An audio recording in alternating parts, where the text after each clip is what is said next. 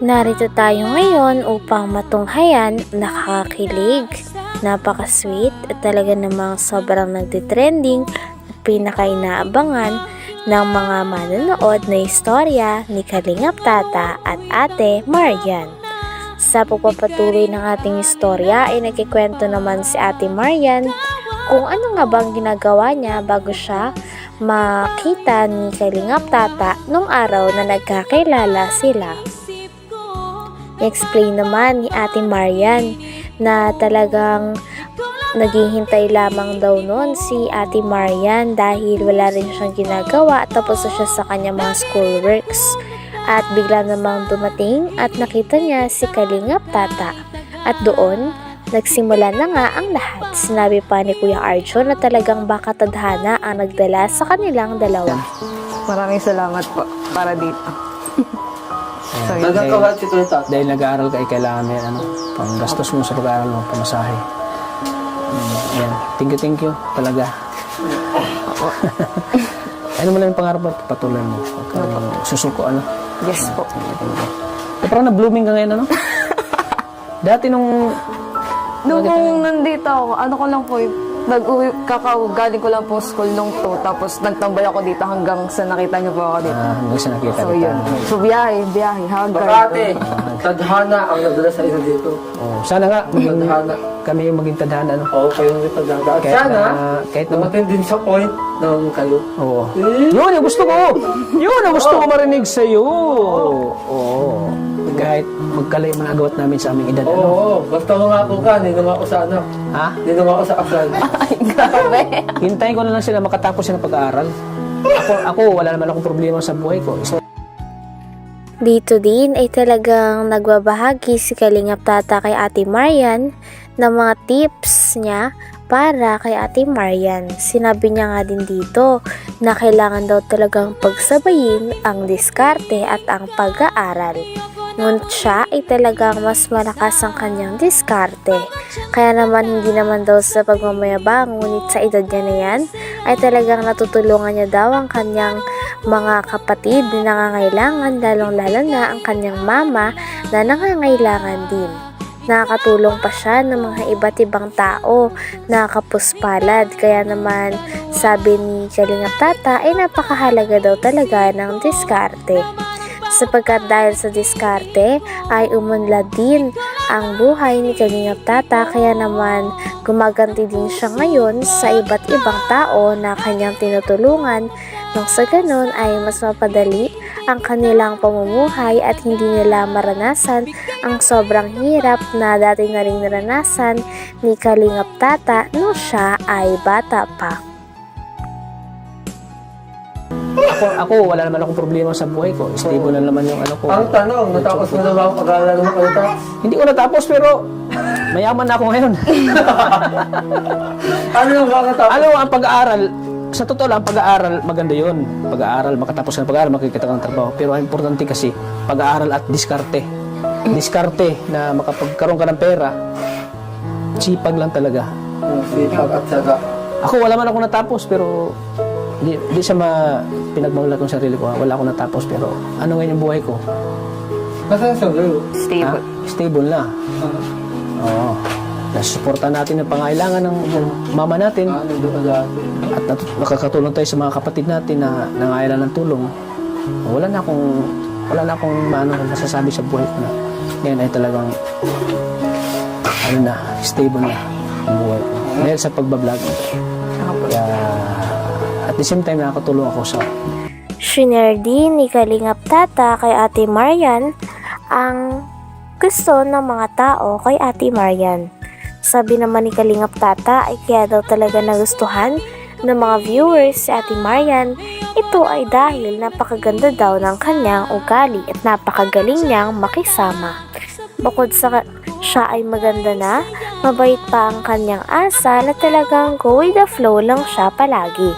Sabi naman ni Ate Marian ay okay lang daw talaga sapagkat extrovert naman siyang uri ng tao o gustong-gusto niya din talaga ang nakikipag-socialize at nakakamit ng mga bagong tao at kaibigan.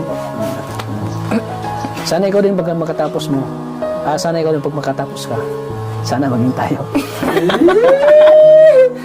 Woo! Sana all. Hintay ko yung 5 years. Sana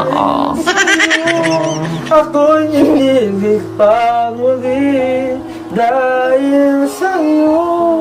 Ako'y aasa pa muli sa aking puso ay nagmahal sa'yo, para lang sa'yo. grabe ang back Dahil sa'yo, dahil po sa'yo, umiwig ulit si Kuya Tabs. Kakantahan ko siya. Oo. Okay lang, kakantahan Hindi, ko. ang kata mo. Umiiyak ako sa banda. Hindi. Oo, ay, pero voice, maganda yun. Ito, maganda to. Oo. Kakantay ko para sa'yo, no?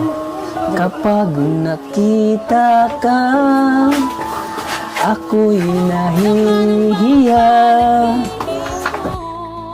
Grabe, at talagang ng bandang huli ay kinakantahan na nga ni Kalingap Tata si Ate Marian. Talagang walang kupas talaga, ang ganda ng boses ni Kalingap Tata, kaya naman mas lalo ang natuturn on at mas lalong napapahanga si Ate Marian kay Kalingap Tata. Grabe din kasi ang boses ni Kalingap Tata at talagang parang nabibihag niya kaagad ang puso ng dalaga na kanyang nililigawan sa tuwing siya ay kumakanta. Sabi ng puso ko, ako'y in love sa'yo. Nagsasabing mahal mo rin ako. Bakit ba tayo'y nagkatagpo? Wala na sanang wakas ang pag-ibig nating ito.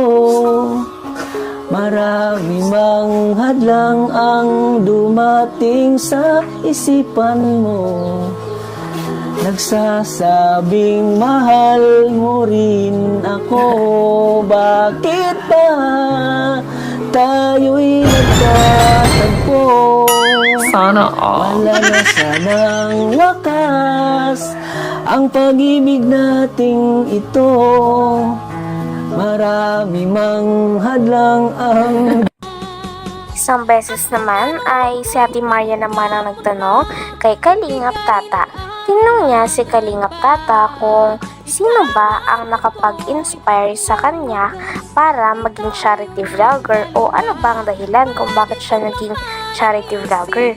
Sabi naman ni Kalingap Tata ay ang pinaka main reason talaga ay siya daw ay na-inspired. Katulad na nga lang daw kay Kalingap Val, kay Kalingap Rab at sa iba pang mga kalingap na charity vlogger. Gustong-gusto niya din daw kasi tumulong sa mga mahihirap dahil alam niya rin kung ano ang pakiramdam na maging mahirap. Kaya nais niyang tumulong at makapagpagaan ng ibang buhay. Talagang dahil naman dito ay mas humanga pa nga si Ate Marian kay Kalingap Tata dahil sa vision niya at pangarap niya para sa ibang tao. Ako, bakit ba tayo'y nagtatagpo? Sana Wala na sanang wakas ang pag-ibig nating ito. Marami mang hadlang ang dumating sa isipan mo. Nagsasabing mahal mo rin ako. Ay, grabe. Ano nagustuhan mo ba? Kanta ko? okay lang po.